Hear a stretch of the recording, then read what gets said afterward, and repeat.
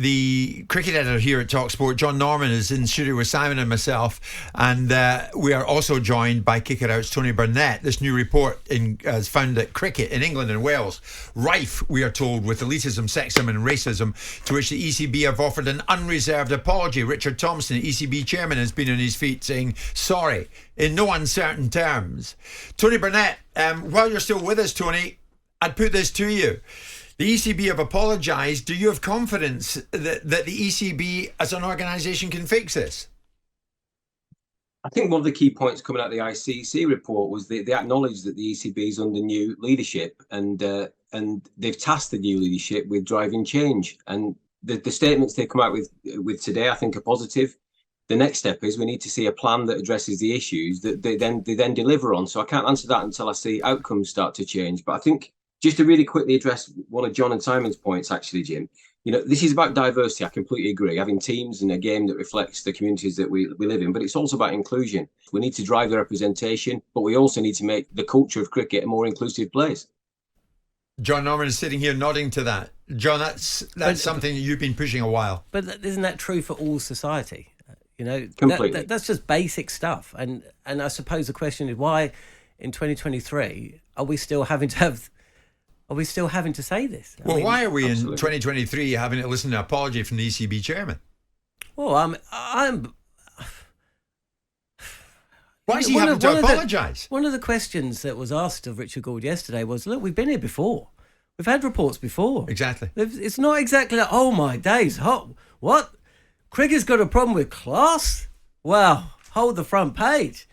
But what has been done about it? I was here a year ago, we're having this discussion. There was 1999, there was a report into this kind of stuff. Nothing has happened. So what? I mean, I tell you what. Because people are very good at pointing their fingers at what the problem is. No, I haven't finished yet. I'm not so good at providing the solution. Because if you're looking at the infrastructure of this country and we're making it about class, let's make this conversation for this purpose about class.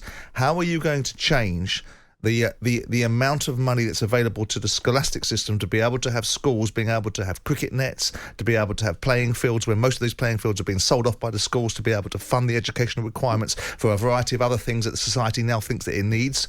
So when we start to talk about addressing the issue, very few people are coming up with the solution. And so it's very, very easy to point your finger at what the problem is and who's to blame for it and who should be frightened of it. But when it comes down to the solution, there's a silence in the room. Who are the best people, Simon, to bring about a meaningful solution? Well, I think John's point was very well made about what it is that we're trying to aim for. Let's get the conversation had properly about what's happening where and why. Let's understand the reality of certain terminologies that are lifted and extrapolated and turned into things that people can alight upon, like the terminology institutional racism that I always resist. Nobody in this country of any right mind would suggest that there isn't localised racism. But when somebody says something in a dressing room, it doesn't mean the entire organisation is racist. But it's about addressing the challenge. It's also about pointing your finger at situations where it really happens and stop doing anecdotal and start doing factual stuff. I know, but let's stay positive. How do we come up with a solution? Well, it's very simple. Get effective people. If you haven't got effective people in organisations, you don't have effective outcomes. So, take out the ECB then from top to bottom. No, put better people into it. Ultimately... Yeah, but you don't want the chairman of the ECB standing there on the doorstep this morning apologising for something obviously he's known about. But yes, you do, because that's what society wants. That's what the media want. They want to hear an apology. The media doesn't want that. Yes, it does. The media wants action. Yes, it does. It wants to hear an apology first. Well, forget all that. Let me get back to my original question. Who are the best people to bring about a solution? Well, go to the report then, because what did the report ask for? It asked for an apology. So why are you querying the reality of the guys apologising? They're asking for a separate regulator. And they asked for an apology from the governing body. And ultimately, the governing body has given that apology. He's not responsible for the actions, but he's now in there to look at the reality of this report. We have reports being produced all the time. We had a report produced 2 years ago by Tony Sewell talking about the nature of the institutional racism in this country and deny its existence. But that was a report that people poo-pooed because it didn't suit a narrative. If there is genuine issues in the game, you need genuinely serious people that want to fix them. If there's a necessity for the women's game to be better funded, then find ways to better fund it. Burnett, I'll ask you then. Instead of the ECB chairman, Richard Thompson, being an apologist for all of this, who are the best people to bring about a solution or to begin to even think about bringing us a solution? Well, the first thing is listening to the people who've been affected by it, which and this process has started that because, as I said, we've been working with Michael and others over the last 18 months. The solutions are there. There are enough ideas on the ground that will help eradicate some of these challenges. But I have to pick up that comment about the kind of reports. We've had the McPherson report, we've had the Lammy review, we've had a number of reports over many years highlighting discrimination in lots of spheres. To pick out one and say that wasn't followed, I could name 20 that highlight discrimination across lots and lots of spheres of society. And the one point I think I do agree with you, actually, Simon, that you do raise frequently is racism and discrimination is a societal problem. But that doesn't mean we can't do anything within our spheres of activity to tackle that societal problem. We have to do our bit, but absolutely, that doesn't excuse the fact that as a broader society, we have to tackle some of these challenges more broadly. But back to your question, Jim, I think we need to get the right stakeholders around the table, the people on the ground who understand how cricket has evolved, people like Michael, people and others who've got great ideas to move it forward. And the three things that we kind of spoke about 6 months ago around discrimination reporting, around talent pathways, and around education across the game, I think are really reinforced by this report. So the solutions are there. We just need the right people around the table to get them done. Tony, I'll come to you just for a yes or a no, really, to finish off with, and to you, Simon, and to you, John. Cindy Butts, the chair of the actual commission, will join us, the people who put the report together. She will join us at 11, and we'll speak to Cindy then. But John, you rightly made the point. Some time ago, you were in here and we were talking about the very same thing. A year from now, on this day in 2024, are we going to be all here again, talking about the same thing? Talking about a lack of a solution.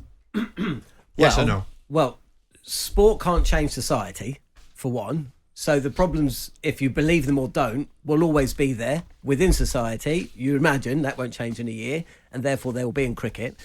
What I would hope, and I do have faith in Richard Gould and Richard Thompson, two guys that have a proven track record within cricket, but also outside of the sport, in many, many different spheres.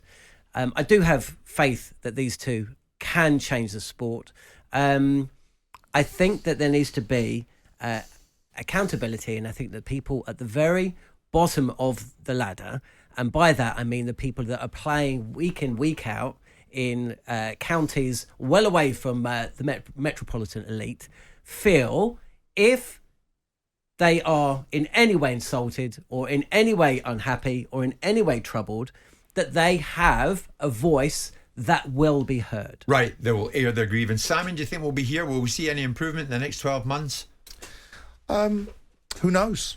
I mean, ultimately, if we're talking about the equality of pay for women and that hasn't moved on, then possibly we will do.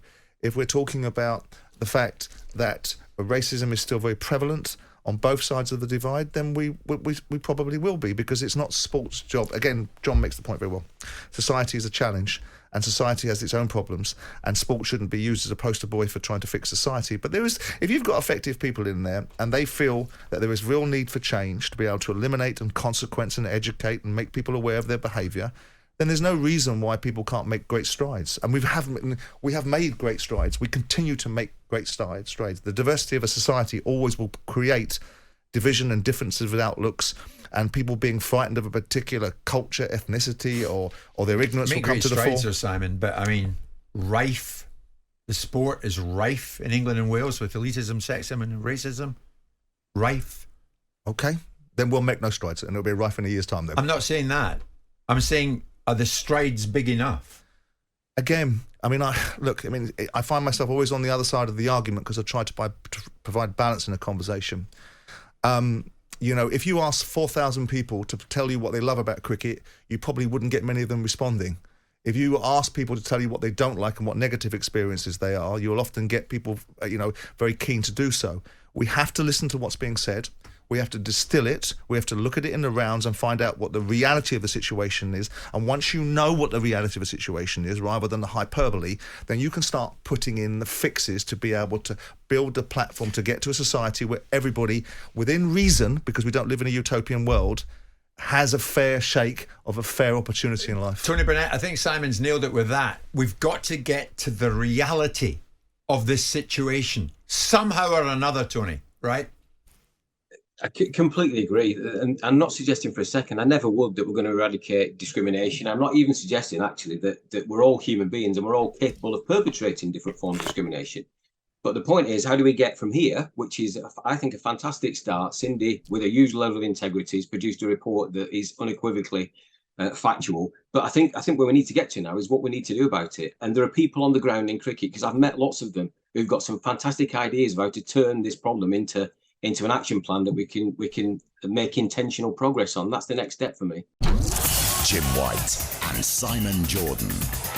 Monday to Friday mornings from 10 on AM, on DAB, via the talkSPORT app and on your smart speaker. talkSPORT.